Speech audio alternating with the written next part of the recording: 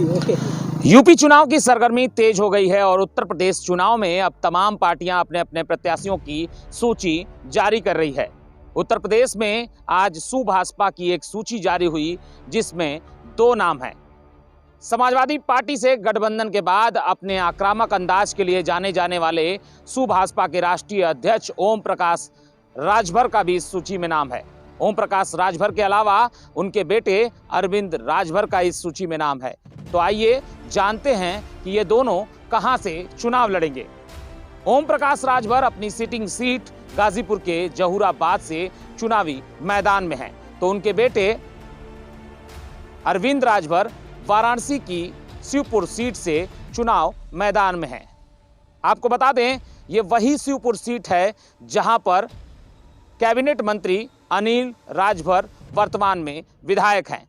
तो इस बार पूर्वांचल में दिलचस्प मुकाबला होने जा रहा है। वाराणसी की शिवपुर सीट से अनिल राजभर और अरविंद राजभर का मुकाबला देखने को मिलेगा। तो वहीं पूर्वांचल की गाजीपुर की जहूराबाद सीट से ओम प्रकाश राजभर चुनाव मैदान में उतरेंगे। समाजवादी पार्टी से गठबंधन के बाद आक्रामक अंदाज में ओम प्रकाश राजभर अपने बयान दे रहे हैं। ओम प्रकाश राजभर भारतीय जनता पार्टी से 2017 में गठबंधन के बाद चुनाव मैदान में उतरे और विधानसभा पहुंचे। उनके साथ उनके 4 विधायक विधानसभा पहुंचे, लेकिन महज 2 साल के बाद उन्होंने भारतीय जनता पार्टी से दामन अपना हटा लिया, या यूं कहें कि अपना हाथ छुड़ा लिया और कैबिनेट मंत्री पद से इस्तीफा देते हुए वो अलग अंदाज में जनता के बीच उतरे, जनता की बातें कहीं और गंभीर आरोप भी लगाए भारतीय जनता पार्टी पर। आपको बता दें, चुनाव 2022 के पहले मऊ में एक बड़ी रैली कर सुभाषपा के स्थापना दिवस पर उन्होंने समाजवादी पार्टी से अपने गठबंधन का ऐलान किया। पूर्वांचल की मऊ की धरती पर हल्दरपुर मैदान में यह आयोजन हुआ। काफ़ी संख्या में भीड़ जुटी रही।